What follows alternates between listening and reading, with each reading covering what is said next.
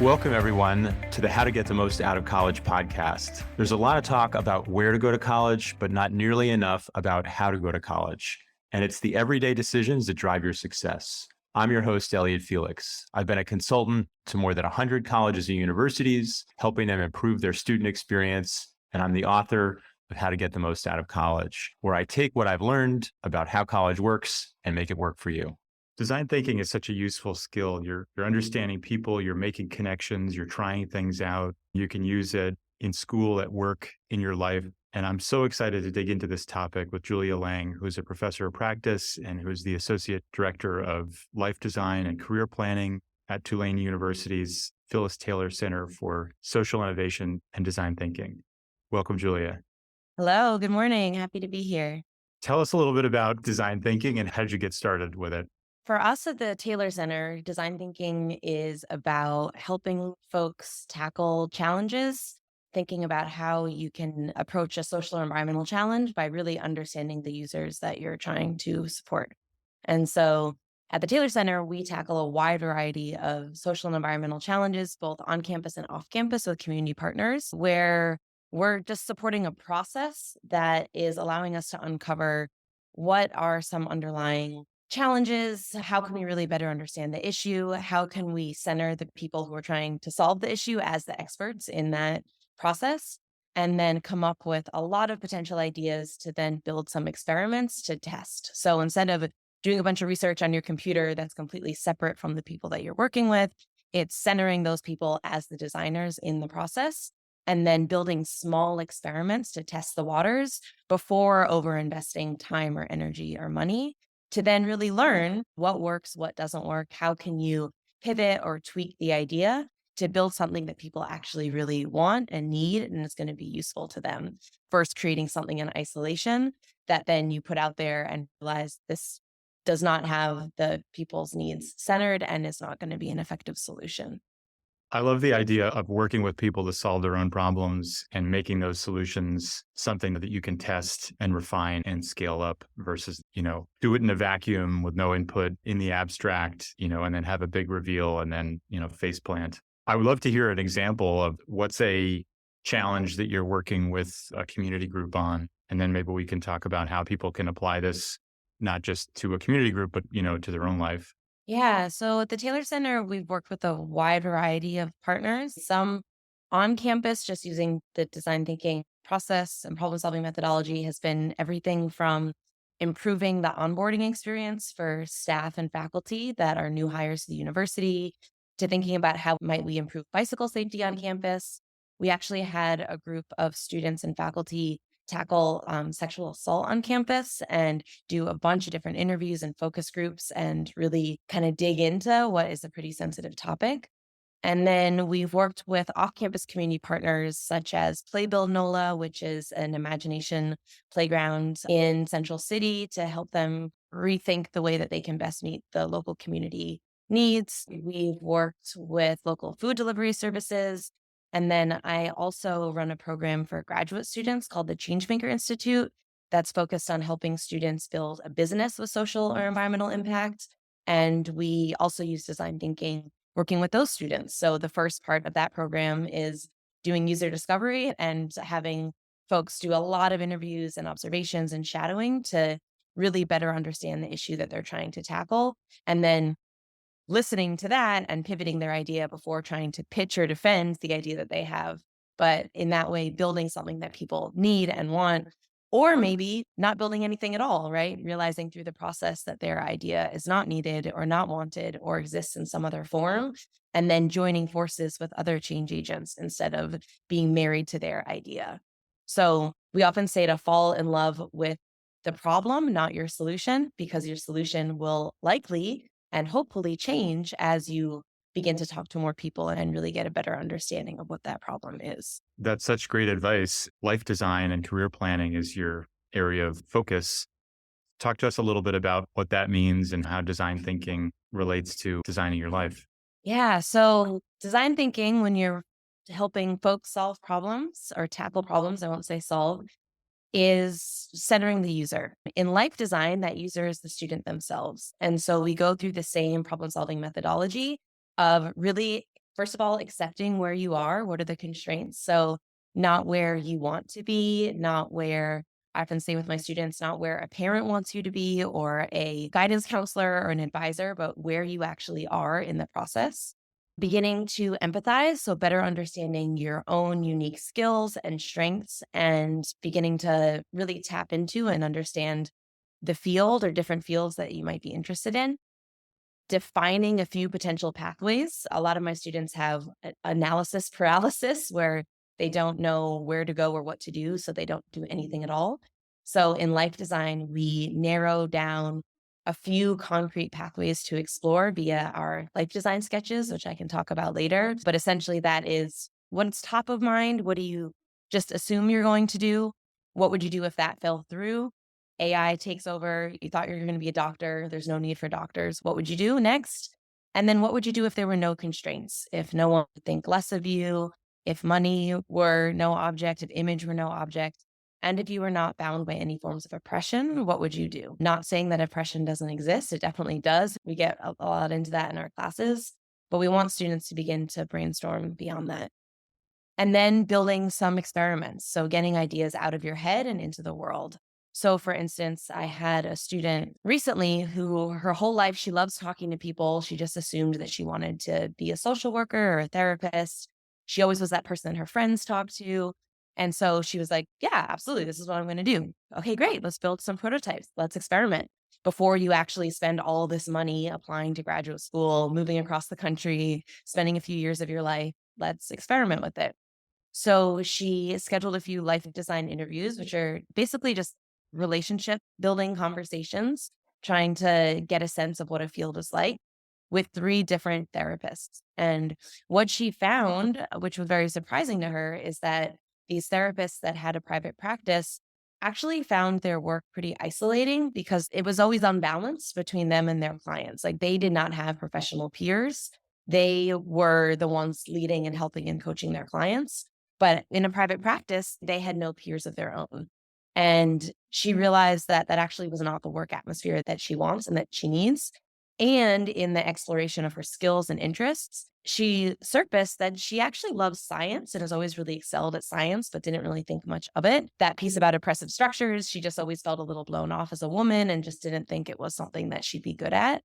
But then through more prototype conversations and experiences, she thought that working in a hospital might actually be a really great route for her. So then she started prototyping, I want to be a nurse, and then realized that actually wasn't exactly what she wanted to do. But long story short, through talking with a lot of people, asking them what other jobs exist, what are some pathways that you considered or that you've seen other people go into that are different from what you initially thought, she ended up going to become a chaplain. She grew up in a pretty diverse community with different faith backgrounds.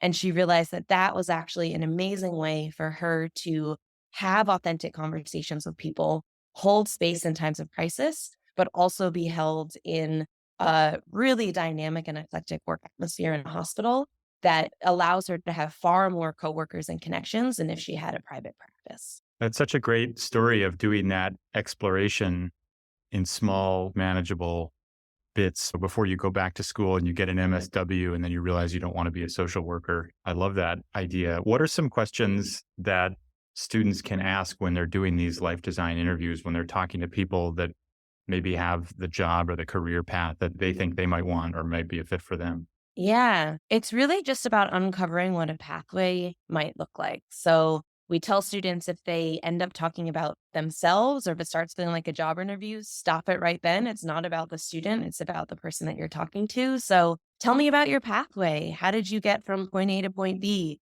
We always tell students to do their research. Don't ask a question that you can find on someone's LinkedIn, but tease out questions that maybe are not so evident about how they made decisions or pivots, how they learned more about a field that was new to them or different, what they wish they would have known, what is unexpected that they wouldn't have known ahead of time about their job, what they love about their job, what has been unexpected or what has been challenging about their field, where they see their field going, like where they see opportunities in the future.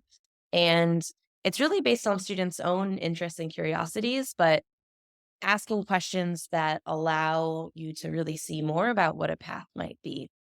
And so a little bit back to what I was talking about before is that I really see life design as just a process and a way that folks can systematically examine where they are, what resources they have available, what matters to them, and then identify some clear steps to begin exploring and imagining what might be possible next. So it's not about leaping into the unknown. I think sometimes life design and design thinking, it's a bad reputation when people say, well, just try things out, just test it out. There can be a lot of privilege in that of like, oh, I think I want to We go go to do this unpaid internship. exactly. I'm just going to go Yeah. move across the country and do this thing for weeks or months without getting paid. And I say, no, it's not about leaping into the unknown. I really actually cringe when I hear people say, you lost your job, just try something new. But rather, prototyping is about testing the waters and exploring different pathways without overinvesting time or money or pivoting or just jumping ship blindly. So I really see it as about giving yourself permission to think more broadly than you may have done so in the past. And then dip your toe into a bunch of potential ideas to learn more about what a different route could look like. So it really, yeah, I think it's a much safer way to explore and brainstorm and ideate and also build relationships with people because there's actually some really interesting data emerging that students are kind of going about this whole life design thing in not the most effective way, meaning that 90% of students spend most of their job and internship search applying online, but the success rate of getting an interview that way is only 2%. And you're actually 12 times more likely to get the position when you have an internal advocate. And by that, I mean someone that's in the organization, someone that you've already had a connection with or a relationship to. And so that's why these prototype conversations are really just a chance to build a relationship with people in different fields. And on top of that, only 20% of jobs and internships are actually advertised. So we call the rest of that 80% the hidden job market, which can be really challenging, especially for students that don't have a lot of social capital. Maybe they're first generation college students, they don't have a lot of connections through their family or community. And so that's why in our classes, we also provide a lot of tools and templates and ways that students can tap into alumni or find other people that they can begin to build these relationships with to both understand what a path might be like and also just to meet people. So it's very common that one of these prototype conversations then leads to a job or internship down the line. I see that every single semester that I teach these classes. That's such great advice that it's not just about the information, it's also about the relationship that you get and can build from these conversations. It reminds me of the importance of working on real world projects, doing service learning projects. So you're not just like doing the marketing plan for your class in the abstract, you're working with a community group. And the research on that is so overwhelmingly positive that not only do you get to make an impact, but then you get to meet those folks. Maybe that becomes an internship. Maybe they become a mentor that's associated with a higher salary and getting hired faster. So thinking about this as, the 2 for 1 of it's not just the experience, it's not just the information, but it's also the relationship is so important. What else can students do? What are some other prototypes? We've mentioned internships. We've mentioned a project with a community group. We've talked about the life design interview. What are some of your other favorite prototyping activities? Yeah. So a prototype can either be a conversation, which we've talked about, or some sort of experience in the world. So if students have a chance to shadow for a few hours, I had a student recently that really was interested in going to admissions and just contacted Tulane admissions and asked if they could sit in on a few meetings. That then led to getting an invitation to join in for a trip. There was actually a weekend trip where the admissions team was going to do a recruitment event and they invited the student along because the student had already sat in on a few meetings. Built a Um, relationship, exactly, and that's an just like you were example talking of about. doing one thing that then led to another opportunity, and that student now actually just got an offer to work in admissions. But even if they hadn't gotten that offer and they wanted to work in admissions in the future, they now have intentionally built their resume, right? They've seen where their gaps are and what sort of experiences someone in admissions might be looking for, like experience at a recruitment event. And then they've intentionally built that to get the sort of experience that they want. I also have sometimes students that will prototype by doing something on their own, meaning I had a student that thought they might want to be a photographer and a writer for a newspaper. And so we help them develop a plan where we live in New Orleans, or Tulane is in New Orleans, which is this really dynamic city with events happening all the time. And through a few of their prototype conversations with journalists, the journalists were talking about they're always asked to do different assignments, and it's this quick turnaround. They have to go and photograph and then write something up and send it to the newspaper. So I worked with a student to make that their prototype, that they had 24 hours to go out and do a mock assignment for themselves. So go to an event in New Orleans, photograph it, write it up. And then they could have just ended there, but they ended up pitching it to the student newspaper, the Hullabaloo, as a further way to prototype what that process might be like. And they learned a lot. They loved it. They thought it was really fun, but they also realized it was a lot more high stress than they originally anticipated. But it actually did lead them to realize that they did love it. And they think that the more they do it, the better they might get at it. And again, through that, it got published. And now that person is writing occasionally for the newspaper. And so they're also creating articles that are adding to their portfolio for if they do decide they want to go that route in the future. That's awesome. We talked about some of the key ideas and principles in terms of co-creating and accepting where you are and playing what if constraints were removed, and prototyping things as a way to test the waters in a more safe way in terms of time and money and so forth. I'd love to end with your tips for students to put all this advice into practice. If they are prototyping, if they are shadowing, if they are doing projects, if they are interviewing folks, what are some tips to have these things go well and get the most out of them?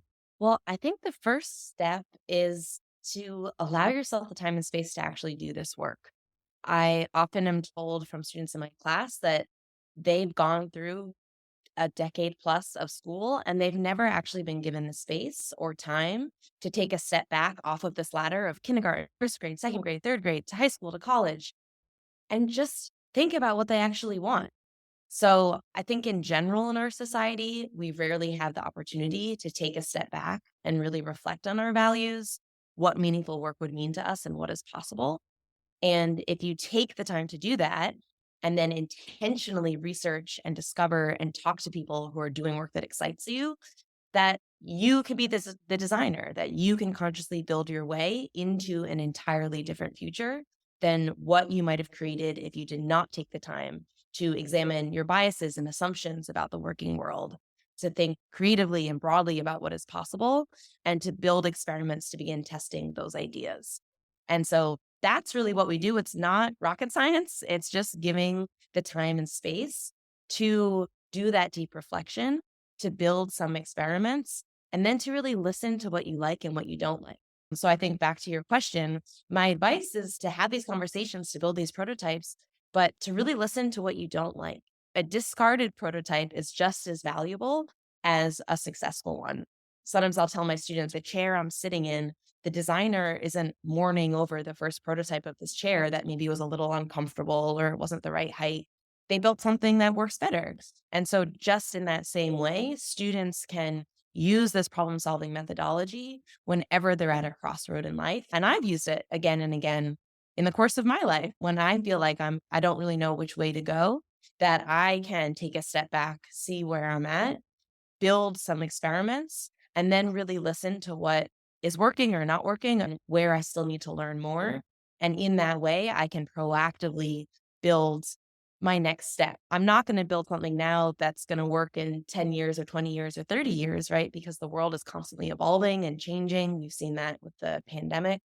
But if you allow yourself to use this process, it gives you a toolkit that you can use again and again whenever you're at a crossroad in life. That's such great insight and advice. And what I love about this is from the college and university side, one clear trend is them giving students more time to take the step back and to do the work by not looking at career planning, career exploration, career development as this extra thing they do in spare time they don't have, but rather, make it a class, make it part of the curriculum, get credit for it. You can do all the things you're saying and benefit for it. So thank you so much, Julia. This was awesome. Good luck helping students design their life. It's a fascinating process and appreciate all the great work you're doing. Yeah, thank you so much for having me. It's been fun to chat life design. Thanks everyone for listening. Remember to subscribe, rate, and review us wherever you get your podcasts, and check out elliottfelix.com for all the episodes and the articles I've written, talks I've given, and more information about the book.